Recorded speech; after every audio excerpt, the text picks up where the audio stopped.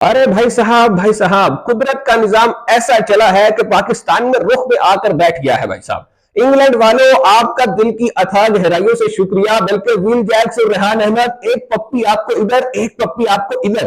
अरे भाई साहब दिल बाग बाग हो गया। आज के बाद मैं कहता हूं इनके नाम के अंडरपास बनवा दो, इनकी नाम की सड़कें बनवा दो, पाकिस्तान में प्लाजे खड़े कर दो भाई, इनको नेशनलिटी दे दो पाकिस्तान की। अरे भाई लव यू हो गया भाई। इतना काम पाकिस्तान के लिए शादाब खान और मोहम्मद नवाज ने इस पूरे वर्ल्ड कप में नहीं किया है जितना काम ये दो लड़के कर गए हैं। इतना तो किसी पाकिस्तानी ने पाकिस्तान के लिए परफॉर्म नहीं किया है जितना ये लड़के कर गए हैं भाई साहब पाकिस्तान के लिए। अरे भाई ऐसा कोई माहौल बदला है, ऐसे कोई कांटा बदला है इस मैच ने कि कहानी ही पलट के रख दी। दिल की अथाह गहराइयों से इंग्लैंड का शुक्रगुजार है हम। इंग्लैंड दिल दिल इंग्लैंड, जान जान इंग्लैंड। भाई अब तो हम यही करेंगे, हम तो ये कहेंगे। पट्टी साहब ने तो बकायदा गाकर हमें बता दिया है कि दिल दिल इंग्लैंड, जान जान इंग्लैंड। भाई साहब इंग्लैंड वालों लेवल कर दिया आपने। अच्छा जी, सीन्स पार्ट कुछ ऐसा था भाई कि एक मोमेंट पे 18 गेंदों के ऊपर 43 रन चाहिए थे। 3 ओवर्स के अंदर 43 रन रिक्वायर्ड थे। सबको नजर आ रहा था भाई साहब कि इंग्लैंड की, बल्कि मतलब न्यूजीलैंड की झोली में मैच है। इंग्लैंड की पहुंच से बहुत दूर हो चुका है मैच। मैं भी उस वक्त लाइव बैठा हुआ था और मैंने यही बात की थी कि भाई साहब मुश्किल हो चुका है इंग्लैंड के लिए ये मुकाबला, उनकी पहुंच से आखिर अब मतलब बाहर होता हुआ नजर आ रहा है। लेकिन भाई फिर कुछ ऐसी अनहोनी होती है, कुछ ऐसे मामलात होते हैं कि मिचेल सेंटनर का शुक्रिया। मैं तो मिचेल सेंटनर का भाई थैंक्स बोलता हूँ। इस हार का क्रेडिट जो है मिचेल सेंटनर को जाता है। मैं कहता हूँ भाई साहब सेंटनर भाई आपने बहुत कमाल किया। सेंटनर ने वहां पे क्या किया, विल जैक्स के सामने, भूखे शेरों के सामने इसने फेंक दिया ग्लेन फिलिप्स को। इसको लगा इतना इतना गेंद टर्न हो रहा है, फिलिप्स जो है वो खा पी जाएगा, इनको छोड़ेगा ही नहीं। ग्लेन फिलिप्स आते हैं और पहली ही गेंद के ऊपर भाई रेहान अहमद जो बाहर निकल के स्ट्रेट के ऊपर छक्का मारता है ना, आय हाय हाय हाय हाय हाय भाई साहब क्या कहने। रेहान अहमद ने अपने पूरे T20 करियर में कभी ऐसी नॉक नहीं खेली है भाई। पूरे करियर में उसने इंग्लैंड के लिए कभी ऐसी नॉक नहीं खेली है, लेकिन आज बॉय ने क्या खेला है भाई साहब। First day as a spy in England team है, पाकिस्तानी जासूस है, इन्हें तब परफॉर्म कर दी। क्या खेला है लड़का, यकीन मानो मजा आ गया भाई साहब। ऐसी कमाल की बंदे ने शॉट मारी। और उसी ओवर में उसके बाद सिंगल वगैरह होता है और सामने आ जाते हैं विल जैक्स लगातार 3 बाउंड्रीज लगाता है भाई साहब उसी ओवर में। 22 रन का वो ओवर ले लेती है इंग्लैंड की टीम। ऐसे मोमेंट पे आप खुद इमेजिन करो, 18 गेंदों पे 43 रन चाहिए है, 3 ओवर में 43 रन रिक्वायर्ड है, एक ओवर में 22 रन आ गए भाई। पिछले तो भाई साहब फिर मैया मर गई ना टीम की। फिर क्या रह गया पीछे 2 ओवर में, मतलब 18 गेंदों के ऊपर 43 थे। वहां से ऐसी कुछ धुलाई चालू हुई है कि फिर रह गए पीछे कर करा के बिल्कुल 20-22 रन। फिर जनाब ओवर करवाने के लिए आ जाते हैं मिचेल सेंटनर खुद। वो कहता भाई तेरा आएगा मैदान में।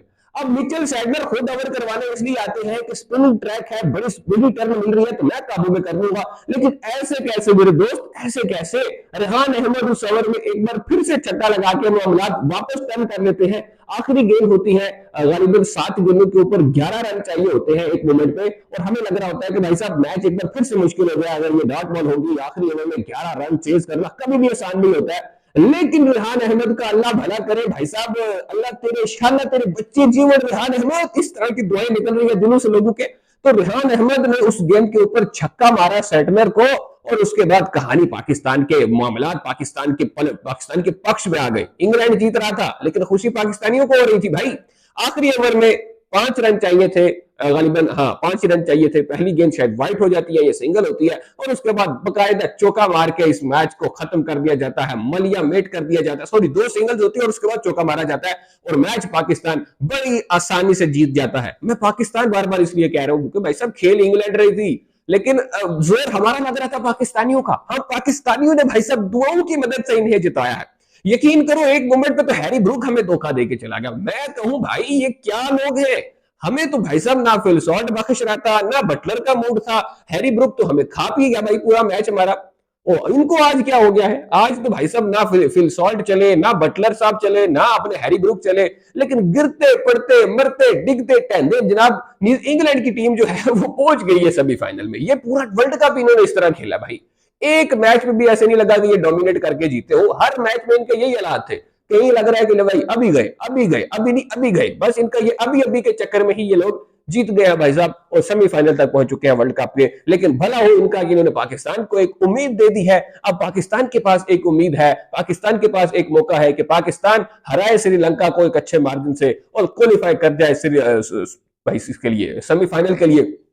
पाकिस्तान के पास अदरवाइज पाकिस्तान आउट था, बिल्कुल पाकिस्तान गिरा हुआ था, उम्मीद ही नहीं थी पाकिस्तान को। इन्होंने पाकिस्तान को एक होप दिया है और न्यूजीलैंड ने अपने पांव पर कुल्हाड़ी खुद ही मारी है। अच्छा भला सेमीफाइनल में जा रहे थे, अब वो भी लटक गए भाई, अब वो भी लटक गए हैं कि क्या बनेगा हमारा, हम आगे जा पाएंगे या नहीं जा पाएंगे। अब ये सारी कहानी जो है, ये सारा सिलसिला जो है वो आज डिस्कस होगा, आज फैसला हो जाएगा कि इस ग्रुप से कौन सेमीफाइनलिस्ट बनेगा। क्या वो पाकिस्तान होगा जो आगे जाएगा या न्यूजीलैंड जो है वो अपनी हार के बावजूद आगे पहुंच जाएगा। जो भी टीम आगे जाएगी होगी बड़ी लकी, क्योंकि सिर्फ एक मैच जीत के सुपर 8 का ये सेमीफाइनल में चले जाएंगे। भाई लकी तो है, किस्मत तो दोनों की अच्छी है।